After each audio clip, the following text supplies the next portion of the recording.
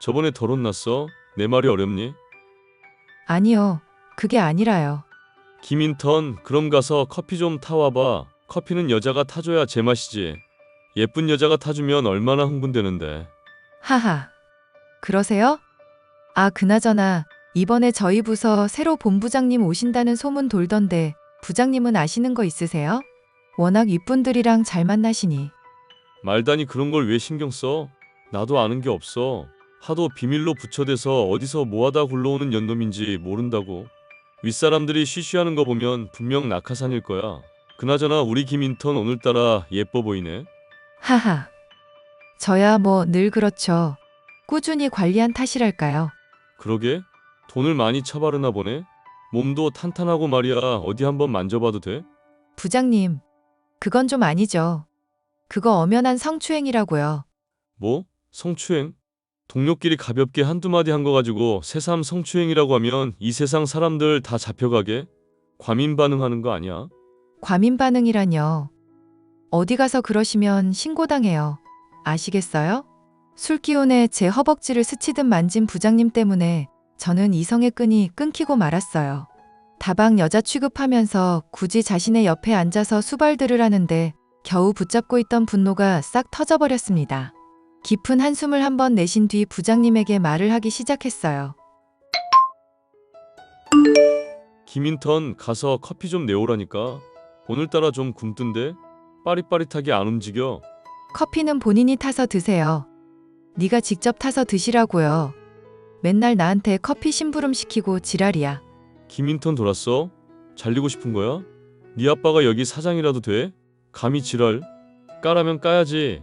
어머, 우리 아빠가 이 회사 회장인데 어떻게 하셨어요? 이 회사 저희 아버지 거거든요. 역시 사회생활 10년 넘으면 눈치 장난 아니네요. 참나 어이가 없네. 거짓말을 할 거면 제대로 해. 희망사항 이야기하지 말고 없어 보이잖아. 없어 보이는 건 부장님이 더 없어 보여요. 낙하산? 그래, 저 낙하산인데요. 말장난하지 마. 이게 누굴 바보로 하나. 너처럼 뭣도 없는 년이 오너 딸이라고? 그러게요. 태어나 보니 뭣도 없는 년이 이 기업 오너 딸로 태어났네요. 뭐 못 믿으겠으면 믿지 마세요. 누가 겁먹을 줄 알아? 이제 하다못해 허언증까지? 허언증이라뇨? 부장님 정말 후회할 짓 하지 마세요. 내가 그런다고 겁먹을 줄 알아? 내깟 년이 출신도 모르는 거 우리 같은 잘난 회사 다니게 된 것도 다 우연 같은 거라고. 아니면 회사 복지 차원인가? 불우이웃 돕기라던가. 말씀 정말 멋지게 하시네요. 불우이웃 돕기라. 부장님 불우이웃 돼보실래요? 야, 이제 좀 닥쳐. 거참 옆에서 되게 떽떽거리네. 술맛 떨어지게 말이야. 반반하다고 상대해줬더니 상사 무서운 줄 모르고 기어오르네. 저는 거짓말 한 적 없습니다. 후회하지 마세요. 저는 이만 가보겠습니다. 제가 눈 하나 깜빡하지 않고 부장에게 대들자 사무실 직원들은 저를 뜯어말리기 바빴습니다. 부장님은 제가 하는 말이 허언증의 과대망상이라며 온갖 비난을 하더군요. 더 이상 무서울 게 없던 저는 회식 자리에서 먼저 빠져나왔습니다. 모욕적인 이야기를 들었어도 복수할 생각에 기분이 좋더라고요. 그렇게 가벼운 발걸음으로 집으로 왔고 개운하게 씻고 잠을 청했습니다. 주말이 지나고 월요일 아침이 되었어요.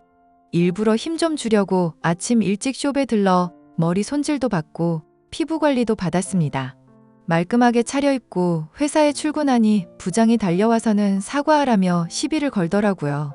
인사총괄팀장이 내려와 저에게 깍듯이 인사하자 부장은 고개를 갸웃거리며 저와 그 팀장을 번갈아 보기 시작했습니다. 사무실 직원들을 불러 모아 저를 본부장이라며 소개하니 다들 충격을 먹더라고요. 직원들에게 간단히 인사를 건네고 집무실로 들어왔습니다. 부장도 따라 들어오더군요. 김인턴, 아니 본부장님, 투자전략기획팀 노부장입니다. 누가 부장님인 건 몰라요? 저한테 할 말 있으신가 본데 기본적인 예의도 없습니까? 아니 저 그게 지난날 제가 저질렀던 무례는 용서해 주십시오. 무례요? 아, 저한테 커피 타라고 시킨 거랑 회식 자리에서 술 강요한 거랑 뭐 허벅지 쓰다듬고 그랬던 거요? 본부장님 정말 죽을 죄를 지었습니다. 제발 한 번만 살려주세요. 죄송합니다. 이제 와서요? 제 말이 허언증의 과대망상이라면서요. 지금까지 그딴 식으로 부하 직원들 대해놓고 본인이 잘못한 걸 알긴 압니까? 죄송합니다. 사람이 그렇게 살면 안 됩니다. 부장님이 원하신 대로 해드릴 거예요. 조만간 인사발령 낼 테니까 반성 좀 하고 계세요. 네? 인사발령이요? 좌천되는 건가요? 잘 모르겠습니다. 부장님이랑 더 이상 할 말 없으니 그만 나가주세요. 그리고 면담 신청은 정식 절차 거쳐서 하시고요. 10년 넘게 근무하신 분이 경우도 없이 이게 무슨 짓인지 그만 나가세요. 너무하신 거 아닙니까? 이거 직권 남용이라고요. 이보세요. 노 부장님, 지금 사태 파악 안 되세요? 사태 파악이요? 내가 이럴 줄 알았어. 굽신거리니까 만만해 보였냐? 지금 말 놓으시는 겁니까? 어째 잘 숙인다 했더니 역시나 진짜 뉘우치긴 글렀네요. 먼저 말 깠으니까 나도 깝니다. 뭐? 야, 너 지금 본부장이라고 유세 부리는 거야 뭐야? 너 내가 고발하면 뭐가지야? 이봐, 노 부장. 내가 너보다 나이 어려도 엄연히 직장 상사야. 말은 가려서 하지? 그래, 나 낙하산 맞아. 우리 아빠 이 회사 회장이고 난 보다시피 본부장으로 있고. 근데 적당히 하랄 때 적당히 하는 게 좋을 거야. 아예 잘리고 싶지 않으면 말이야.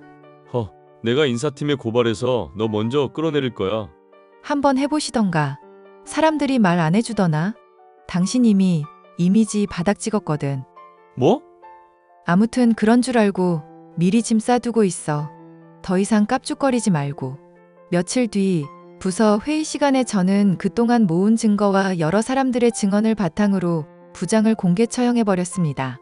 워낙 소문이 안 좋아서 벼르고 있던 사람들이 한둘이 아니었더군요. 인사팀에서도 눈여겨보고 있었다는 걸 뒤늦게 알고는 제가 가진 증거를 제출했고 지방의 공장장 자리로 좌천시켜버렸어요.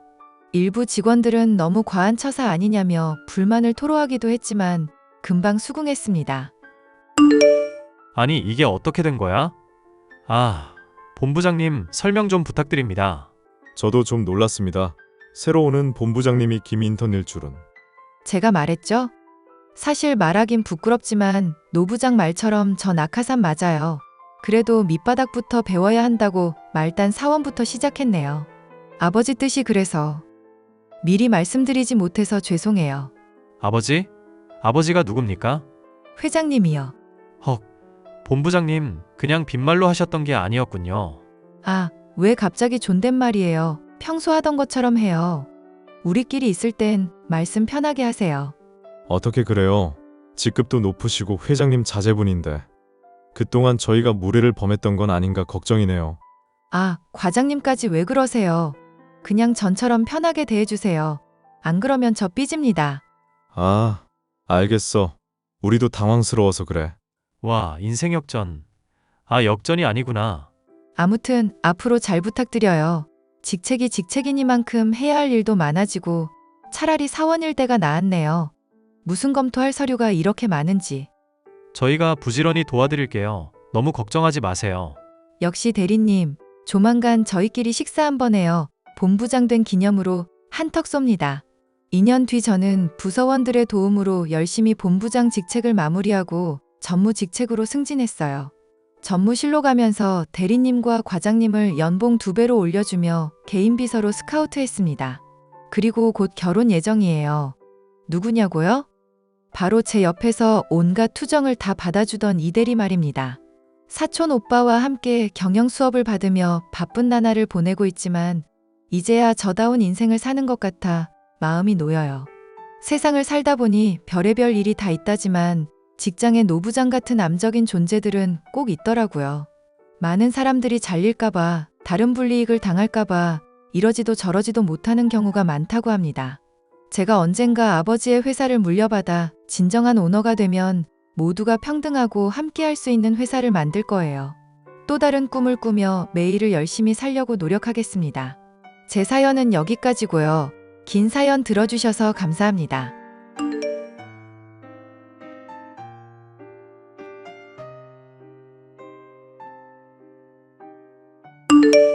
안녕하세요. 저는 경기도 양평에서 향초나 향수, 비누 등을 제작하는 공방을 운영하며 살고 있는 35세 여성입니다. 원래는 서울에 살았는데 5년 전 이혼을 하면서 친정엄마와 함께 양평으로 이주했어요. 친정엄마는 제가 이혼할 무렵 오랜 교직 생활을 끝내고 정년 퇴직하셨고, 현재는 저와 함께 양평에서 같이 살며 농사도 짓고 노인대학에서 한글과 수학을 가르치고 계세요. 저는 어려서 아버지가 일찍 돌아가셨습니다. 엄마 혼자 저를 키운다는 게 쉽지 않은 일이었죠. 하지만 다행이었던 건 부유했던 아버지의 유산을 물려받게 되면서 여유로운 삶을 살았다는 겁니다. 재테크에 안목이 있었던 친정엄마는 여러 가지 방법으로 저축을 했고 수십억 원의 자산가가 되었죠. 교육자임에도 불구하고 저에게는 공부를 강요하지 않으셨어요. 통제된 삶을 살지 말고 하고 싶은 것 하며 살라며 저를 아낌없이 지원해 주신 덕분에 유복한 유년 시절을 보낼 수 있었답니다. 명문대 졸업 후 남들과 똑같이 회사 생활을 시작했어요. 하지만 가만히 앉아서 하루 종일 컴퓨터만 들여다보는 일은 제 스타일이 아니었죠. 스트레스 해소에 좋은 게 없나 탐색을 하던 중 우연히 접하게 된 아로마 테라피에 빠져 공방 창업을 계획하게 되었죠. 남들은 저보고 무모하다 했지만 제가 원하는 꿈이 생긴 이상 그 꿈을 쫓아가기 위해 부단히도 노력해야 했습니다. 지원아, 너는 멀쩡하게 다니던 직장을 왜 갑자기 그만둔 거야? 사실 나 하고 싶은 게 생겼어. 이렇게 가만히 앉아있는 건 공부했던 걸로 충분하다고. 내 인생이 너무 지루해. 도대체 무슨 일인데 그래? 모든 일에는 다 절차가 있는 법이야. 회사 생활도 이제 적응 좀 하나 싶었는데 갑자기 그만두니까 엄마는 좀 당황스럽다. 미리 말하지 못해서 미안해 엄마. 됐어. 네 인생인데 내가 뭐라 해서 될 일이었으면 진작에 욕이라도 했겠지. 근데 네가 하고 싶은 일이 뭐야? 사실 회사 관두기 전에 취미 좀 붙여보려고 캔들 공예 수업을 들었거든. 아로마 캔들이라고. 아, 그 향초? 응, 만들어 보니까 재밌고 이게 하면 할수록 묘한 매력이 있더라. 나중에 나이 들어서도 내가 할 수 있는 일인 것 같아서 한번 도전해 보려고. 도전하는 건 좋은 일이야. 어차피 한 번 사는 인생 뭐 있어? 하고 싶은 거 다 하면서 살아. 정말? 허락해 주는 거야? 내가 허락하고 말고가 어디 있어. 네가 원하면 하면 되는 거지. 인생 한 번뿐이다. 기회 있을 때 잡아. 엄마 그렇게 말해줘서 정말 고마워. 역시 우리 엄마 짱. 나도 하나밖에 없는 우리 딸이 행복하다면 그만이야. 엄마가 얼마든지 지원해 줄 테니까 어디 가서 기죽지 말고 원하는 거 다 하면서 살아. 그럼 엄마는 모임 있어서 이따가 저녁에 보자. 알겠어요. 들어가요.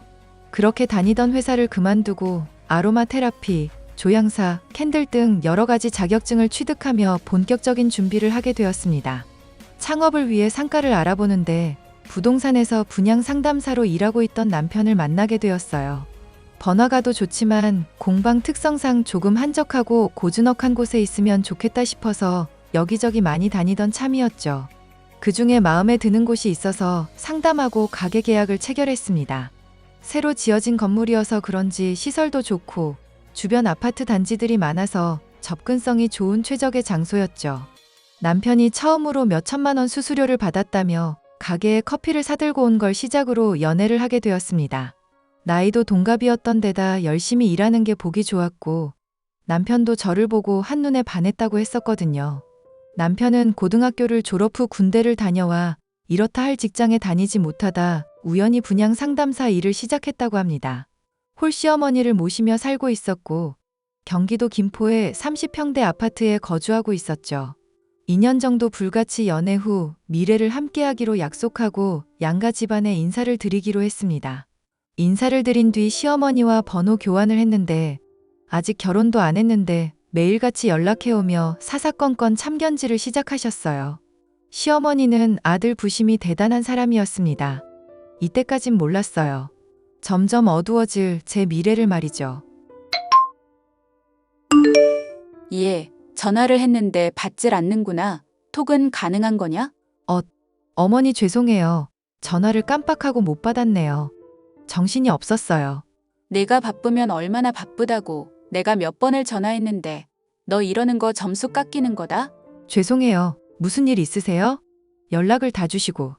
지난번에 왔다 가고 이렇다 저렇다 할 연락도 없고 그냥 안부차 연락했다. 그리고 원래 안부 연락은 너가 먼저 해야 하는 거야. 어른이 먼저 하게 만드는 경우가 어디 있니? 죄송해요. 어떻게 연락할지도 모르겠고, 솔직히 아직은 어려워서요. 제가 노력할게요. 그나저나 너 공방인지 뭔지 안다며? 그거 하면 한 달에 얼마나 버냐? 그때마다 매출은 다른데요. 단체 주문 들어오거나 강에 많이 나가는 달에는 그만큼 많이 들어오고요. 뭐 들쑥날쑥 하다는 거네? 그러다 결혼해서 우리 아들 돈 까먹는 거 아니야? 난 그런 꼴 못 본다. 이래서 여자가 바깥일을 하면 안 된다는 거야. 어머니, 저 그렇게 못 벌지 않아요. 그 아직은 미비하지만 생활비 감당할 정도는 되고요. 조금씩 커져가는 단계라 저도 열심히 하고 있어요. 꼴에 해봤자지. 그러지 말고 남편 내조에 힘써. 결혼하면 공방 그만두고 나한테 살림이나 배우던지. 어머니, 그렇게 말씀하시면 저 조금 서운해요. 그래도 대학 포기하고, 남들 다 만류하는 대기업 포기하고, 시작한 일인 만큼 자부심도 큰 거려 친정엄마도 하고 싶은 일 하면서 살라고 하셨고요. 그건 사부인이 뭘 몰라서 하는 소리야. 일찍 남편 여의고 드세게 살아야 했으니 너희 엄마는 그렇게 이야기하겠지. 어머니, 말씀이 조금 지나치세요. 그리고 요즘에는요, 옛날 사고방식 가지고는 못 살아요. 트렌드라는 게 있잖아요. 트렌드. 모르세요? 너 지금 나 가르치니? 누가 그런 거 모른대? 그래도 우리나라 정서가 있지. 여자가 바깥으로 싸돌아다니면 들어서래도 안 들어서고 집안이 휘청휘청하단다. 우리 아들 뒷바라지나 잘하렴. 그건 저희 부부가 알아서 할게요. 신경 써주셔서 감사합니다. 제가 지금 작업 중이어서요. 나중에 다시 연락드릴게요. 들어가세요. 자기야, 엄마한테 전화 왔는데 무슨 일 있었어? 아주 노발대발 화가 잔뜩 나셨는데? 어머니가? 당신한테 연락했다고? 조금 전에 자기한테 조언 좀 했다고 구박했다면서 뭐라 하시는데 도통 알아들을 수 있어야지. 도대체 무슨 일이야? 나도 내색 안 하고 그냥 넘어가려 했는데, 아니 사실 어머니가 연락 오셔가지고는 결혼하면 공방 그만두고 살림이나 배우라잖아. 뭐? 이제 상승세인데 그만두길 뭘 그만둬? 엄마가 뭘 모르네. 그러니까 몇 마디 받아치니까 우리 엄마 들먹이면서 바깥 일하면서 싸돌아다니면 애도 안 들어선다고까지 하셨다니까? 내가 진짜 황당해서. 엄마가 그랬단 말이야? 내가 대신 사과할게. 우리 엄마가 나 혼자 키우셨다 보니까 뭔가 자부심 같은 게 있으셔. 미안해. 아냐, 자기가 왜 사과를 해. 자식 가진 부모 입장에서 당연히 그러실 수 있는 거지. 내가 너무 과민 반응했던 것도 있고. 그렇게 생각해주니 고마워. 아니야, 먼저 연락줘서 고맙고 내가 나중에 어머니한테 연락드려서 잘 말씀드릴게. 그렇게 싱숭생숭 시어머니와 연락을 마치고 얼마 뒤 상견례 날이 다가왔습니다. 모처럼 중요한 자리니만큼 호텔 식당을 예약하고 긴장되는 마음으로 자리를 지키고 있었죠. 그런데 말입니다. 저와 엄마는 최대한 단정하게 차려입었는데 시어머니의 옷차림을 보고 경악할 수밖에 없었어요. 옷은 그렇다 치는데 온몸에 잔뜩 장신구를 달고 왔습니다. 정말 치렁치렁이라는 말이 생각날 정도로 말이죠. 마치 자신이 잘 살고 이만큼의 부를 누리고 있으니 까불지 말아라 라는 걸 표현하고 싶으셨나 봅니다. 식사를 하면서 저는 어른들 눈치를 보느라 밥이 코로 들어가는지 입으로 들어가는지 모를 지경이었어요. 두 어머니들이 결혼은 어떻게 준비하는지 좋을지에 대해 말씀을 나누시는데 시어머니가 막무가내인 태도를 보이셨습니다. 남편 자랑을 끝없이 늘어놓는 건 물론이고 무조건 예단은 다 챙겨받을 거니 단단히 준비하라고 하시더군요. 그 이야기를 듣고 있던 친정엄마의 표정은 점점 굳어갔고 저는 남편을 쳐다보았지만 애써 제 시선을 피하며 시어머니만 바라볼 뿐 어떠한 제지도 하지 않았습니다. 식사를 마치고 커피 한잔하며 본격적인 대화를 나누시는데 당장이라도 상견례 자리를 박차고 나가고 싶더군요. 식사는 입에 맞으셨는지요? 최대한 신경 써서 예약했는데 마음에 드셨을지 모르겠네요. 뭐 그럭저럭 맛은 있네요. 아까 했던 예단 말인데요. 요즘엔 현금 예단도 별도로 받는 추세인 거 아시죠? 아, 그럼요. 챙겨드릴 건 챙겨드리고 원하시는 목록 말씀해 주시면 준비할 수 있는 대로 준비하겠습니다. 사도는 이야기가 잘 통해서 다행이네요. 그리고 아이들 신혼집은 저희 집 근처로 얻죠? 어차피 결혼하면 저희 집 분위기에 물들어야 하고 내 아들 밥해 먹이려면 살림부터 배워야 하니깐요. 네, 그건 아이들의 의사를 물어보고 결정해야 할 것 같습니다만. 물어보고 하고 말 것도 없어요. 살림 가르쳐주면서 필요하면 지금 사는 집 팔고 그 돈 얹어서 나중에 큰 집으로 이사가면 보태주고 합가할 생각입니다. 휴, 지금 합가라고 하셨어요? 저는 처음 듣는 이야기입니다. 아직 시간 많이 남았으니 차차 이야기하는 걸로 하죠. 그러죠 뭐. 사돈은 깨어있으신 분이니까 알아서 잘 하실 거라 믿어요. 지금 말씀하시는 예단 원하는 대로 해드릴 테니까 대신 신혼집 해결해 주시죠. 네? 아니 여유 있는 쪽에서 집 마련하는 게 도리죠. 아시다시피 나는 여유가 없네요. 사돈이랑 새아가 입은 옷들 다 명품인 거 보니까 능력 되시나 본데 이참에 화끈하게 쏘시죠? 한쪽으로 기우는 결혼은 나중을 생각해서라도 좋지 않습니다. 차차 생각해 보자고요. 지금 당장 결론이 나지 않을 것 같으니까 아이들 통해서 의견 주고받읍시다. 그러죠 뭐. 일단 알겠습니다. 결국 두 분이서 한참 이야기하다 저희를 통해 말을 전달받기로 하고 서로 맞춰가며 준비하기로 합의했습니다. 시어머니의 고집스러움 때문에 상견례 자리가 조금 어수선하긴 했지만 잘 마무리되었습니다. 집으로 돌아온 친정엄마는 이 결혼 꼭 해야겠냐며 저를 나무라셨어요. 시어머니 표정도 그렇고 태도도 마음에 안 든다며 나중에 고생길이 훤히 보인다며 포기하라고 하시더라고요. 하지만 저는 남편을 사랑하는 마음이 컸기에 잘 살아보겠다고 친정엄마를 다독였습니다. 자기야, 내가 며칠 생각해봤는데 아무리 생각해도 어머니 너무 과하신 거 아니야? 우리 엄마가 뭘? 아니, 상견례 때도 그래. 우리랑 한마디 상의도 없이 신혼집은 시댁 근처로 해야 되고 예단도 다 우리 쪽에서 해야 되고 우리가 하는 결혼이지 자식 팔아넘기는 장사가 아니잖아. 내가 미안해. 정말 면목이 없어. 엄마랑 이야기 좀 다시 해볼게. 무슨 말을 해? 신혼집부터 합가까지 본인이 다 정해놓으셨던데 당신은 정말 아무것도 몰랐어? 한두 번 말하긴 했는데 난 농담인 줄 알고 그냥 흘려들었지. 그리고 말은 할 수 있는 거잖아. 마리 씨가 된다는 거 몰라? 지난번에 나 공방 그만두고 쌀림 배우라고 하셨을 때부터 알아봤어. 어쩜 그렇게 막무가내셔? 그렇다고 말을 그렇게 해? 다른 사람도 아니고 우리 엄마야. 당신 시어머니 될 사람이라고. 우리 엄마가 지금까지 고생했으니까 여유 있는 며느리 만나서 팔자 좀 펴보려고 한 소리 하신 거지 뭐. 그냥 웃어넘기면 되지. 이게 웃어넘길 일이야? 다른 것도 아니고 결혼 문제야. 나도 당신이랑 이렇게 싸우기 싫어. 그건 나도 마찬가지거든. 그런데 이런 식이면 난 결혼 못해. 당신이 약속하면 몰라도. 무슨 약속? 결혼하고 나서 금전적인 문제나 합가 관련 문제로 언쟁하거나 무슨 일이든 간에 의논 없이 일방적으로 통보해서 피해보는 일 생기면 가차없이 이혼 고려할 거야. 뭐? 이혼이 그렇게 쉬운 건 줄 알아? 결혼하기도 전에 이혼 이야기라니. 너무 급발진하는 거 아니냐고. 내가 급발진하기 전에 당신이 채비했으면 이러지도 않았지. 아무튼 약속되지 않으면 난 이 결혼 추진 못해. 알겠어? 알겠어. 내가 미안해. 말 많고 탈도 많았던 결혼 준비를 우여곡절 끝에 마치고 많은 축복 속에 결혼식을 올렸습니다. 시어머니가 원하시는 대로 제 공방 근처에 신축 아파트로 마련했습니다. 친정엄마의 도움으로 대출 없이 집을 마련했지만 혹시 모를 상황에 대비해 남편에게는 대출 끼고 샀다고 거짓말을 해두었죠. 그리고 세금 문제로 혼인신고를 6개월 뒤에 하기로 했습니다. 하도 시어머니가 닥달하는 상황에 한두 번은 주말마다 시댁에 갔지만 문화센터에서 강의를 시작해 주말에도 여유가 없어졌어요. 그랬더니 시어머니가 짐을 싸들고 신혼집에 쳐들어오신 거 있죠? 막무가내로 살림을 가르쳐 주겠다며 수시로 왔다 갔다 하겠다며 통보하시고는 정말 한 번 오면 며칠씩 있다 가셨습니다. 차로 20분이면 가는 거리라 정말 가까운데 굳이 왜 이러나 싶었죠. 그 와중에 남편이라는 놈은 시어머니가 불편하지 않겠냐며 자기 멋대로 남는 방에서 생활하라며 허세까지 부렸습니다.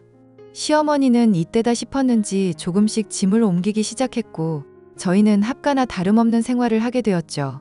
새벽부터 일어나 시어머니의 밥상을 차리는 건 물론 늦게 퇴근해도 밥을 차려드려야 했고 온갖 뒤치다꺼리를 해야 했답니다. 신혼집은 친정엄마가 제 명의로 해주신 집인데 남편과 시어머니가 마음대로 구는 모습에 결국 참던 화가 폭발하고 말았죠. 남편과 심하게 다투게 되었고 시어머니는 그런 저를 나무라며 노발대발하셨어요. 하늘 같은 남편을 모시고 살아도 모자란데 어디서 소리치냐며 잔뜩 혼을 내시고는 제 뺨까지 때렸습니다. 제가 맞고 아무것도 하지 못하고 멍하니 서 있자 놀란 남편은 시어머니를 뜯어말렸고 시어머니는 시댁으로 가셨어요. 남편은 며칠 동안 제 눈치를 보며 살았습니다. 제가 아무 말도 하지 않고 있어도 없는 취급을 해버렸거든요. 하지만 금세 화해하고는 예전과 같은 사이로 지냈어요. 다음 주에 우리 엄마 환갑인 거 알지? 뭐 해드릴지 고민인데. 아, 맞다. 장모님 환갑이시지? 호텔 식당 예약해서 밥 먹고 용돈도 적당히 드리면 되지 않을까? 아, 그것도 좋겠다. 생각해둔 곳 있어? 프리미엄 호텔 어때? 조금 가격대가 있긴 한데 날도 날이니만큼 모시고 한번 다녀오자. 가만 생각해보니까 용돈을 따로 드리기보다 이번에 친구들이랑 여행 가신다는데 여행 비용을 좀 보태드릴까? 그래, 그것도 좋은 방법이지. 그럼 내가 호텔 예약할게. 요즘 자기가 연애할 때처럼 잘해줘서 내가 기분이 좋네. 이렇게 우리 엄마 생일도 신경 써주고. 당연히 사위로서 해야 할 일이지. 다른 사람도 아니고 장모님인데. 안 그래? 그렇게 생각해줘서 고마워. 나도 어머니 생신 때 좋은 거 하나 해드려야겠다. 그럼 고맙지. 일단 나 일하는 중이니까 예약하고 알려줄게. 이따 집에서 봐. 예.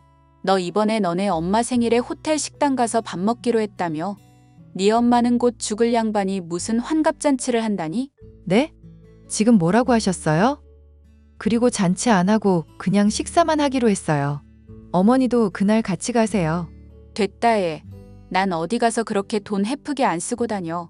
그거 다 우리 아들이 힘들게 번 돈으로 하는 거 아니냐? 아니에요, 어머니. 제 돈으로 하는 거고요. 그이는 꽃다발 하나 사오기로 했어요. 그게 그거지 뭐. 어휴, 그럴 돈 있으면 사위 사업자금이나 대주지 쯧쯧. 네 엄마 참 이기적이다. 어머니, 그런 거 아니라니까요. 잔치는 무슨 잔치예요. 어디서 무슨 이야기를 들으셨는지 모르겠지만 그냥 간단한 식사 자리예요. 어디서 말대꾸야. 내 시어머니는 지금 혼자 밥 먹고 있는데 누구는 호텔 식당에서 밥 먹고 아주 세상 꼴 잘 돌아간다. 그러니까 그날 어머니도 같이 가시자니깐요. 왜 이렇게 제 말을 안 들어주시는 건데요? 야, 내가 누누이 말했지. 내가 말하기 전에 네가 알아서 해야 한다고? 눈치가 정말 없구나. 어머니, 솔직히 말씀드리면 저도 뭐가 뭔지 잘 모르겠어요. 어머님 비위 맞춰드리기 너무 어려워요. 이래도 싫다 저래도 싫다 하시니 뭘 자꾸 어쩌라는 건지 이해가 안 간다고요. 이것 좀 봐라. 이기적인 네 엄마 닮아서 이제는 할 말 못할 말 다 하겠다. 이거야? 어머니, 이기적인 건요. 상대방 생각 안 하고 남한테 피해주면서 행동하는 걸 이기적이라고 하는 거예요. 저나 저희 엄마가 무슨 행동을 했길래 어머니한테 이런 말을 들어야 하죠? 와, 이거 무섭네. 야, 이기적인 년아. 내가 그런다고 쫄 줄 알아? 시어머니를 우습게 봐도 유분수지. 너 당장 시댁으로 튀어와. 어머니, 진짜 이기적인 게 뭔지 보여드릴까요? 한번 해봐요? 그래. 어디 해볼 테면 해봐라. 웃기지도 않네, 진짜. 네, 알겠습니다. 진짜 이기적인 게 뭔지 보여줄게요, 어머님. 뭐? 자기야, 내가 참아야 해? 아, 또 무슨 일이야? 어머님이 다짜고짜 연락하셔서 자기는 혼자 밥 먹는데 엄마 생일에 호텔 식당 간다고 나한테 엄청 뭐라 하셨어. 곧 죽을 사람이 무슨 환갑잔치냐시던데? 이게 정상적인 사고로 할 말이야? 아니, 말을 왜 그렇게 해? 엄마가 서운해서 그러셨나 보지. 당신이 너무 예민하게 받아들이는 거 아니야? 저걸 보고도 그런 말이 나와? 산 사람 보고 곧 죽을 사람이라느니 무슨 말을 그따위로 하시냐고. 그리고 호텔 식당 같이 가자고 말씀드리니까 제대로 대답도 않고 나한테 뭐라 하시기나 하는데 내가 뭘 더 이야기해야 하는데? 아, 제발 성격 좀 죽이고 살자. 나도 이제는 지친다 지쳐. 엄마나 당신이나 제발 성격 좀 고쳐라. 아, 어이없네. 이럴 거면 당신 멋대로 살지 왜 나랑 결혼했어? 뭐? 무슨 소리를 하는 거야? 알아듣게 이야기해. 솔직히 당신 어머님 편만 들고 내가 어머님 잘잘못 따지면 화내잖아. 아니, 그럼 너는 며느리가 엄마 욕하는데 가만히 듣고 경청해야 돼? 뭐 어이구 그랬어? 이러면서 맞장구 쳐줘야 하냐고. 엄마 욕 듣는데 기분이 좋을 리 있겠냐? 욕이 아니잖아. 그리고 어머님이 나한테 하신 건? 그건 욕 아니냐고. 아, 답답해 죽겠네. 내가 더 답답하거든. 당신이 이렇게 중간 역할 못하니까 어머니가 자꾸 나 우습게 보는 거야. 그래서 뭐 어쩌려고? 계속 이런 식이면 당신한테 기댈 수가 없잖아.